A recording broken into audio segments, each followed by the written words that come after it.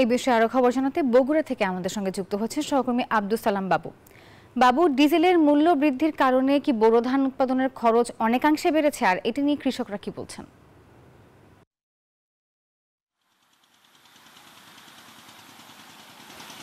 শুধু ডিজেলের মূল্য বৃদ্ধির কারণে নয়, নানা কারণেই বোরো ধানের খরচ বেড়েছে।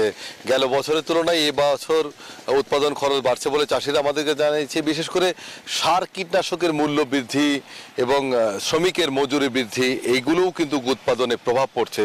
চাষিরা জানাচ্ছে যে তারা যে টাকাতে গতবার চাষ করে নিয়েছে কলের লাঙ্গল দিয়ে, এবার কিন্তু কিছুটা হলেও বেশি পড়বে, যেহেতু ডিজেলের দাম লিটারে 1 টাকা বেড়েছে। পাশাপাশি বিদ্যুৎ ছাড়া যে সেচ যন্ত্র দিয়ে ডিজেল চালিত সেচ যন্ত্র, সেখানে কিন্তু খরচ বাড়ছে। তো সেই খরচের প্রভাব নিশ্চয়ই উৎপাদন খরচের উপর পড়ছে। গেল কয়েক বছর ধরেই সার কীটনাশকের দাম বাড়ছে।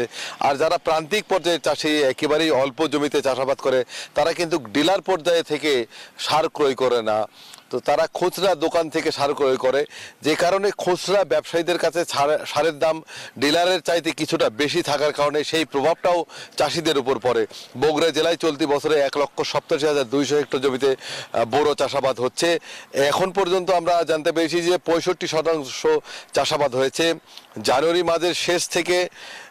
মাসের শেষ থেকে একদম মার্চ মাসের 15 তারিখ পর্যন্ত এই বোরো চাষাবাদ হয়।